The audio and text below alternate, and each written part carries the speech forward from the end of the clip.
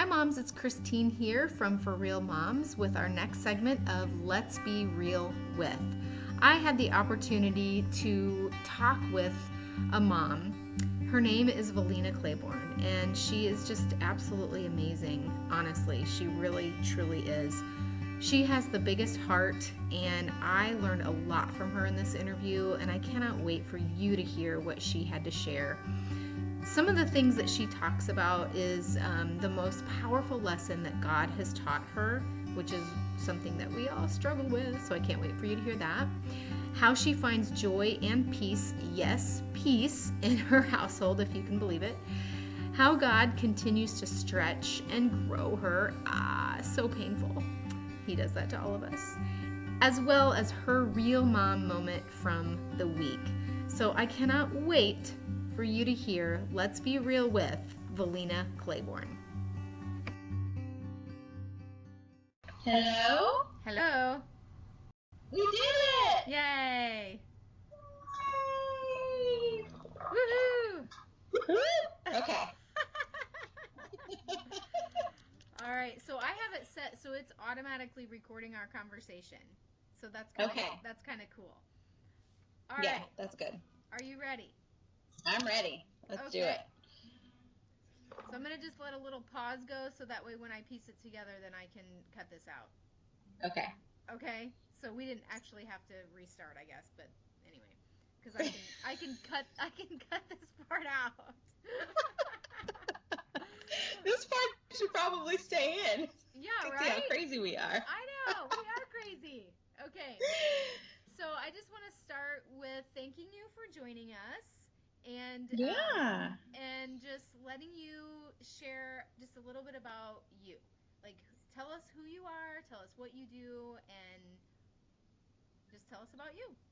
Yeah, for sure. So I'm Valena Claiborne. I born and raised in the Champaign area, a mother of three. Sometimes I refer to them as like clowns or leeches or blessings. You know, it just depends. Whatever moment you catch me at, that's kind of what they will be referred to. But we have a 10-year-old little boy, a almost 6-year-old little girl, and a 2-year-old little boy. My husband and I have been married for 7.5 years, and he is my second husband. I've been married twice, and I actually just had a conversation with my ex-husband, and I told him, you know, that I'm probably the best friend he has. So, yeah. I love to be in the background, but over the years, the Lord has told me that that is not what he has for me to do.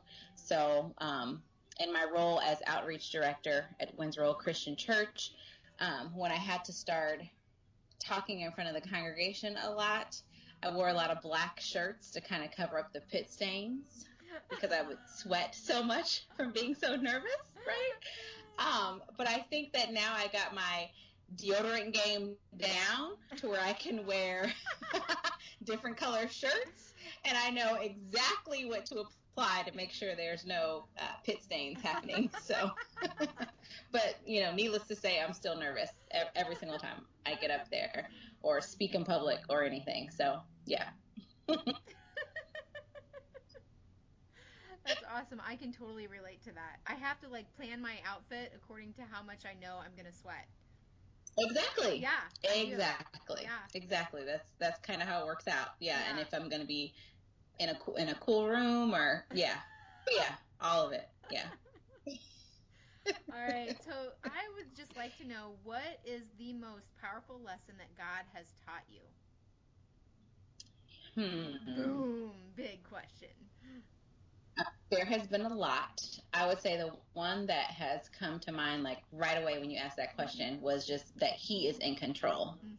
I think that I can probably speak to the hearts of a lot of moms when control is a very big piece of who we are. It's a very big piece of who I am, especially when you're managing children, you're managing, you know, little lives, households, and whatever else you do. Control is just a really, really huge part of that. And so I think the biggest lesson that he's taught me and that he continues to teach me and remind me of, um, is that ultimately he is in control and that I don't have control over anything. You know, it's one of those things that it's really freeing to understand that, but it's also scary. Oh yeah. Yeah. Oh You're yeah. just like, no, Oh but if yeah. I'm It's in very scary. control, then everything's going to go just fine, But you just realize that that's not the case. Exactly. Exactly. That's so true. Yeah. And that's just like the story of my life. It's like, oh, I have a plan. I'm going to do it this way. And he's like, yeah, good luck with that. And when you figure out that that's not what I have for you to do, I'll be here and Yeah. we can talk about it. And I can let you know Yeah. what you're actually going to do. Yeah, exactly. And do you find that Mhm. it's hard that you've been having a struggle giving up that control? Or has God just been really gracious in showing you how to do that, like little by little? Yeah, I think that in the very beginning, it was really, really difficult for me. But I think that once I figured out, like, okay, you're Mm-hmm. in control, and I chose to surrender to him Mm-hmm. to the best of my ability, and to just kind of be more obedient to him and what he calls me to do as, not only a child of God, but as a wife and as a mother. Mm-hmm. When I began to like combine all of those things together, it is a lot easier than it was before. It's a lot easier. I sit here and I think about how I decided when I was in my teens that I was not going to go to school for counseling or social work or anything like that. I was tired of helping people. I was tired of hearing about people's problems. And so I'm not doing that. I'm just going to go do something fun. Mm-hmm. And so pretty much it took me 6 years to get an associate's degree because I was still trying to figure out what I wanted to do. When really that's what he wanted me to do. Yeah. Like he wanted me to be available to talk to people and to love on people so that they could get to know him through me. But at that time I was like, I don't want to do that. I don't want to do that. I'm tired of doing that. That's not what I'm doing. I'm not doing that. And he's like, yeah, but you kind of are going to do that. You kind of are. That's what you're going to do. So it's become a lot easier and it's become a lot more fun too. Mm-hmm. Mm-hmm. So yeah. Yeah. Yeah, living in that obedience, right, is just you find more joy You because do. because he created you for a purpose, and when you Right. listen to him and you follow that, then you're like, "Oh, okay. There's some joy Yeah. here." Joy and peace is what you get. Mhm. Yeah. Amen. Amen. So do you feel like that just with all that you've been through in your life, do you feel like you've been able to find joy and peace even as a mom, like without all the other stuff that you have going on? Because I know you serve at the church, and I mean, you're just so much of a part of the community. But how about like just finding that joy and that peace within your household too? Yeah. I think once I got to the point where it's like, he is also in charge of this too. Mm-hmm. And just really being able to prioritize what matters. Who cares if there's toys all over the floor? Yeah. I left the house this morning. There were toys everywhere. There were pillows and blankets. There's downstairs, and I'm still not sure why they're down there because I'm pretty sure everybody slept in their bed last night. But they were down there, and I'm just like, all right, whatever. There's Cheerios and popcorn all over the floor in the kitchen, bacon bits on the table and the floor. And I just told the sitter, you know what? I'm going to handle this when I get home, but everybody's fed and dressed and ready for a nap, and I'll just see you later.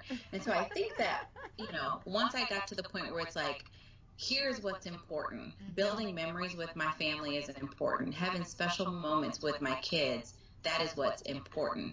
Not having this spick and span house that should be in Home Garden magazine. That's not important. Like, I want people to feel comfortable when they come to my house, and I want my family to feel comfortable in my house. And there was a time where I was so obsessed with making sure I had this picture perfect house that nobody was comfortable. Mm-hmm. My husband was uncomfortable, my kids were uncomfortable. Nobody was comfortable at my house. And I'm like, we got to do something different. Yeah. Especially if he's using me as a vehicle to reach others, to learn about him, they're not going to want to be around me if it's uncomfortable. Yeah. So, Yeah. That's true. yeah. So how do you find that balance then of spending time with them and getting housework done? Yeah. So for a long time, when Paisley was a little baby, the neighbors didn't really think that she exists when we moved here, because they go to bed Mm. like early. Yeah. It's summer and the sun will still be up, and they're like, "Where are your kids?" And I'm like, "In bed." Mm-hmm. It's bedtime. So the oldest, I mean, we just kind of roll them off. Like Declan, our youngest, he goes to bed at between 6 and 6:30. Paisley, our middle, she rolls off 7:30. Our oldest 8:30. Mm-hmm. That's our bedtime. Nice. If there's something special going on, we will let the oldest two kind of negotiate their time. Mm-hmm. But when school is in, that's kind of non-negotiable. They have to go to bed at that time, Mm-hmm. and then that gives me some time to myself. Nice. It gives me some time to straighten up the house, Mm-hmm. and then it also gives my husband and I time together. Right. So, and then I can be the mom that I want to be with them the next day. Yeah. Yeah. And even for moms who are like, but I'm not a morning person, I prep a lot at night when Mm. they're in bed because I am a night owl and I'm Yeah. not always that morning person. So I'll like prep their breakfast and have their clothes laid out and kind of do all that stuff and still have time for me. Mm-hmm. Whatever that is. If it's reading a book, having a glass of wine, sitting outside, Mm-hmm. watching a show that I can't watch with them in the room, Mm-hmm. Yeah. whatever. Yeah. I get that. I get that time. Yeah. Yeah. Yeah. That's good. I think that, oftentimes people don't understand the importance of structure, especially Yeah. bedtimes, right? And Hmm. yeah, it's really important for kids to know that they have boundaries and that they have to respect those boundaries, and that just helps the house, you know, feel more Yeah. peaceful whenever they know Yeah. those expectations. Yeah, Yeah. I agree. That's that's exactly good. correct. That's good. And so tell me how has God really grown you or stretched you recently? Yeah. Recently, I would say that, and this all goes back to that control. Mhm. I have not been in a position where I've had to manage others, Mhm. except for my household and my children and the Right. roles that I play within there. And so having to manage others has been different for me. Mhm. We did this strength finder test, and I'm not a person that shows a lot of sympathy or empathy. I am a checklist chick. Uh-huh. If something is broke, I want to fix it, or I will ask questions, and they're very strategic questions to kind of figure out what needs to be done to Mhm. fix whatever is wrong. And I'm learning that sometimes those can come across as like snotty or Mm. rude, or Interesting. just like, why is she asking me those questions? And so but one of the things I've learned with saying all of that is when it comes to supervising or directing a team or volunteers, Mhm. God is just making me more aware, like, if this is your end goal, Valena, you can't be concerned about how they get there. Mhm. Just give them the tools that they need to get there, but don't say, you know, hey, I need this project done, but I want you to do it from this step from like A to Z.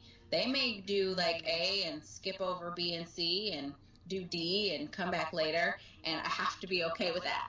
Yeah. I have Yeah. to just say, okay, that's fine. If that's what you want to do, go for it, but just make sure it's done by 5 o'clock on Friday. Uh-huh. you know, like, Uh-huh. but I think that has been one of the biggest challenges for me, is just learning to supervise and communicate what's in my brain and what's in my heart, and get it out in a way so that other people can understand it. Yeah. Because I feel like I have a lot of knowledge in here, Mhm. but it doesn't come out per se. So Mhm. Yeah, so that's a way God's really stretching you then, right? Especially as a leader. Oh, Yeah. absolutely. Yeah. Oh, absolutely. I mean, I just had to have a really serious conversation just trying to teach organization with Mhm. someone that I serve with. And, it was good for me to hear myself tell that person that being organized is a skill that you learn. Because Mhm. for me, it's almost second nature. And so when Gotcha. somebody else is doing it, I'm very quick to say, well, what do you mean? Why can't you just do it? Like, Mhm. just make a list and get it done. Mhm. Whereas that's just not how everybody else works. And like having a cool planner and planning out my day the night before or the morning of, like that Mhm. makes me really excited. Where some people that may completely stress them out, like having Right. no white space on my planner makes me happy. Mhm. Other people see that and they're like, no, I can't do that. Like, no thanks. No Yeah. thanks. I need some white space. And Yeah. so hearing me say that, being organized is a learned skill and that we all learn at different paces and we all learn in different ways, it was important for me to not only say that out loud to that person, but to just hear myself say that, and Right. for God to just say, that's right. And you remember that.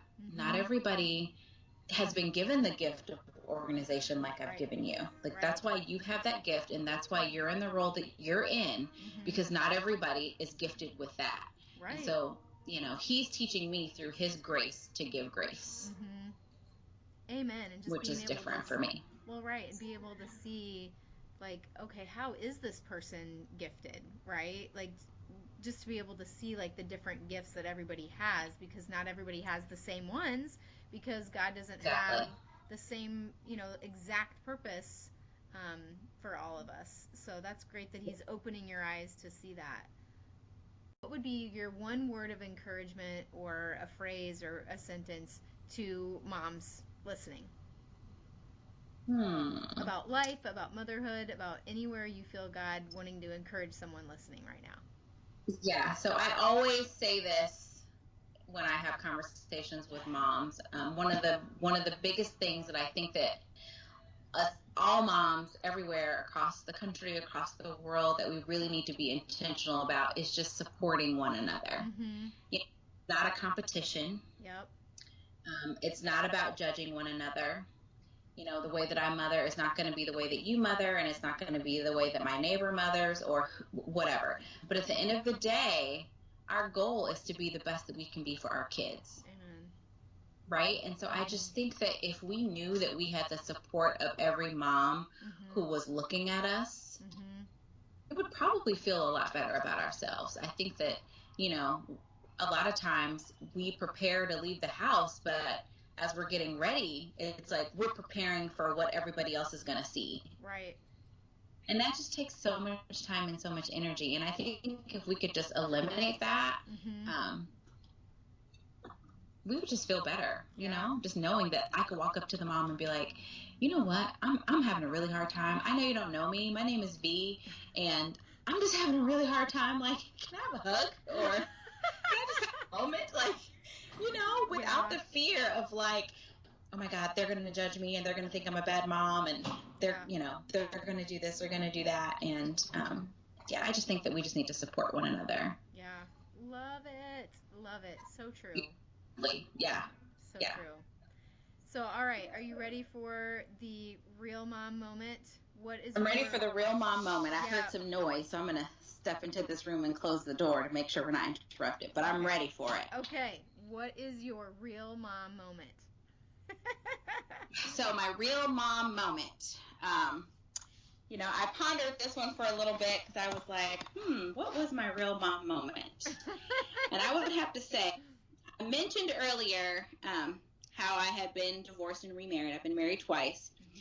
And I think my real mom moment this week is when I had to have a real conversation with our oldest, my ex-husband, our oldest, his father, um, just about parenting our Mhm. son, Mhm. um, not only with just their relationship, but the relationship with all of us as a whole. because there's four of us. There's him, there's his fiance, there's me, and my husband.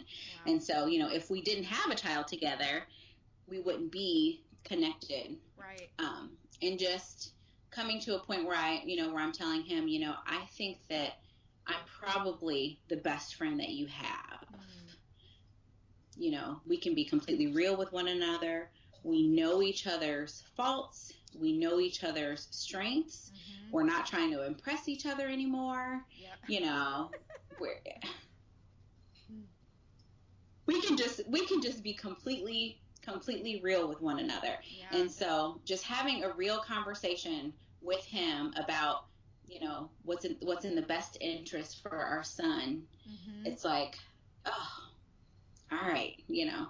This is a real moment. And I chose that moment, and I bring that up because there's so many of us moms who are co-parenting or who are attempting to co-parent with ex-husbands, ex-boyfriends, men that may be fathers of our children that maybe we were never in a relationship with. Right. And it's hard. Yeah. It's hard because we do have to have some real hard conversations and make some real hard choices for our children. Right. And it's not going to change. And so I think that over the years, it's been about 9 years now since we have been divorced, and our relationship has grown. But I think that this week, just kind of talking with him and making some real choices for our son, and for him as well, that was, just having those real conversations. That's like, it's a real mommy moment. It is, and it's an important moment to have when you're raising kids with other people that aren't in your home all the time. Yeah. So yeah. Well, cool. Thank you so much for sharing your heart and your time and, just your experience as a mom and a wife and a leader. It's just great to talk to you. Sure. No problem. It was fun.